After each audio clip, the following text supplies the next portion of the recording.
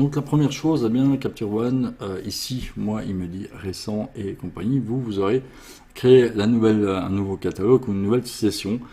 Moi, c'est simplement parce que j'ai déjà des choses qui m'ont été créées, donc forcément, il m'ouvre une autre petite fenêtre.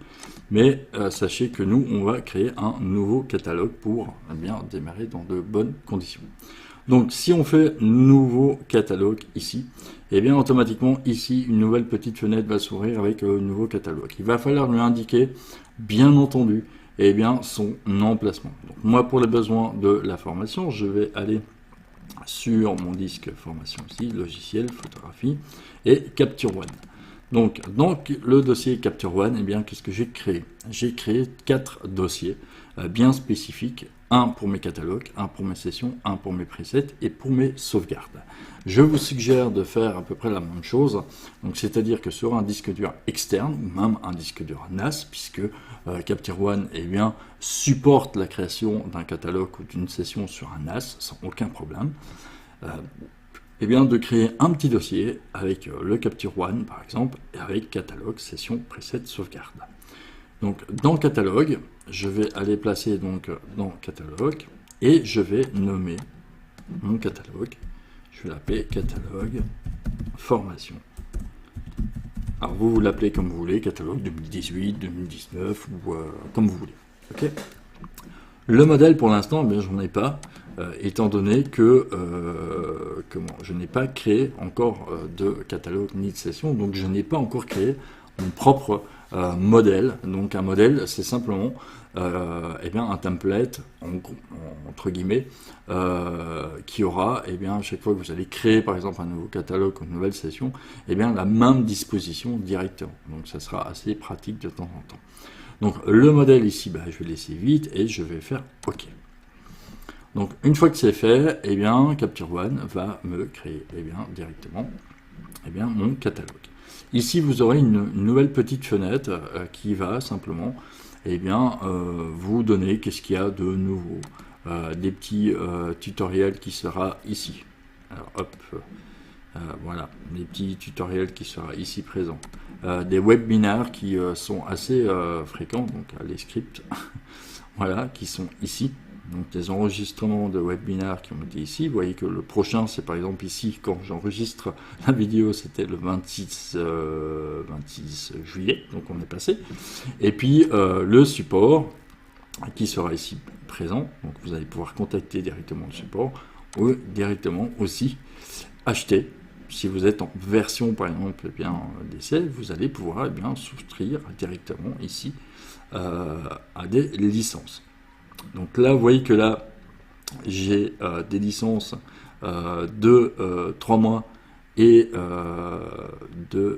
d'une année, je pense. Non, ça c'est pour l'année, ça c'est pour 3 mois, et ça c'est les Bubble 10, et ça c'est les full licences. Donc, si vous ne désirez plus avoir cet écran, eh bien, il vous suffira tout simplement de décocher afficher au démarrage. Donc, voici, eh bien, par défaut, la présentation eh bien, de Capture One. Donc, quand vous ouvrez ce logiciel, voilà comment il se présente. Vous avez le nom de votre catalogue qui est ici tout dessus, catalogue formation. Vous avez ici une petite introduction vidéo, vous pouvez toujours la mettre un petit peu pour voir un peu comment ça va se passer.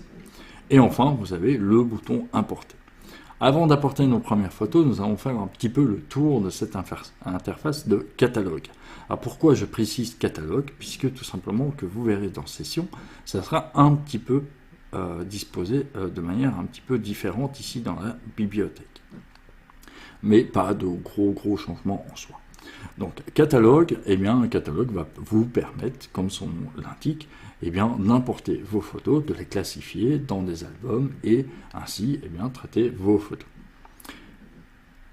On a ici eh bien le menu principal. Donc, pour les personnes qui sont sur Mac, normalement vous n'aurez pas fichier, vous aurez Capture One à la place de fichier, tout simplement.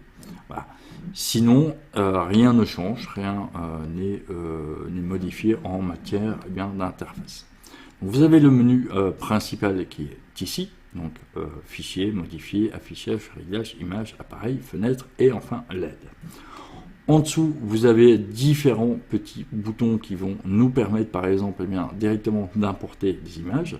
C'est-à-dire que quand vous aurez importé vos premières images, forcément, l'introduction ici et importée va disparaître et va laisser place à vos images que vous aurez importées. Donc, pour importer vos images, vous pourrez les importer directement à partir d'ici. Ensuite, vous avez ici capturé une image à l'aide de l'appareil photo connecté.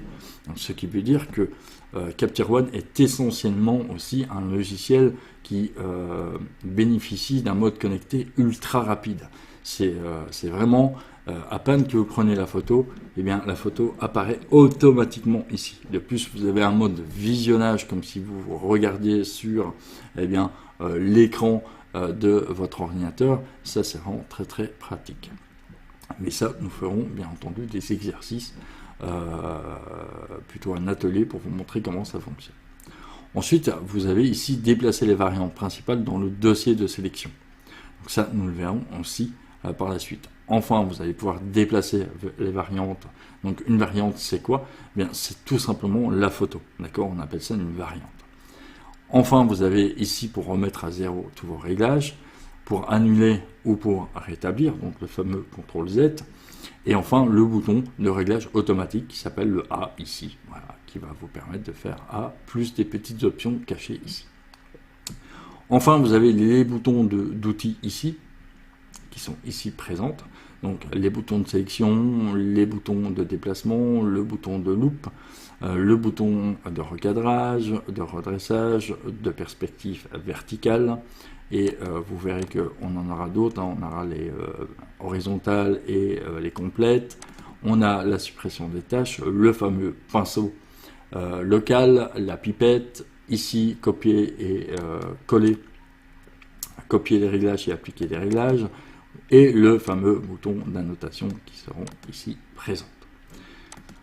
On aura ici des boutons d'affichage, donc d'affichage d'informations, pour afficher les annotations, pour afficher des grilles et des repères, pour afficher bien entendu les écrêtages d'exposition, mais également des ombres, donc pour savoir si il y a des hautes lumières qui sont vraiment cramées ou bien des ombres qui sont bouchées. Vous avez également activé la couleur d'épreuve, donc ça c'est simplement pour quand vous allez faire de l'impression, vous allez pouvoir activer ce système d'activation de couleur d'épreuve. Enfin, d'autres petites options qui sont ici pour changer entre l'édition principale et des variantes sélectionnées. Ici pour faire des rotations et enfin ces boutons-là qui sont copier des réglages et appliquer des réglages qui sont idem à peu près à celui-ci. Voilà. Ensuite, nous avons les onglets. Donc, nous avons les onglets ici bibliothèque, nous avons l'onglet capture, l'onglet objectif, l'onglet couleur, l'exposition, les détails, les réglages, les informations, donc la métadonnée, et enfin les systèmes de sortie et les systèmes de lot. Ensuite, qu'est-ce que nous avons d'autre? Nous avons notre barre qui est ici, qui est la barre qui va nous permettre de faire des changements de vue primaire et de multiples pour avoir une marche visuelle, pour naviguer entre nos calques, pour le zoom de notre image. Et enfin, ici, nous avons ce qui concerne ici, cette fameuse fenêtre qui est ici. Au fait, cette barre, on va pouvoir la mettre également ici en dessous, puisque c'est le mode pellicule, le mode film fixe. Pour les personnes qui viennent de Lightroom, par exemple, va faire apparaître toutes nos miniatures ici et notre photo en visualisation ici, dans la fenêtre principale. Donc, voilà un petit peu pour, en gros, la présentation de l'interface. Elle est très simple. Elle paraît comme ça un peu austère. C'est vrai que ça paraît un petit peu austère, cette version de Capture One. Vous allez voir que avec de la pratique et les explications dans cette formation, vous pourrez vous y retrouver sans aucun problème. Voilà un petit peu pour l'interface. Maintenant, on va passer un petit peu à la suite.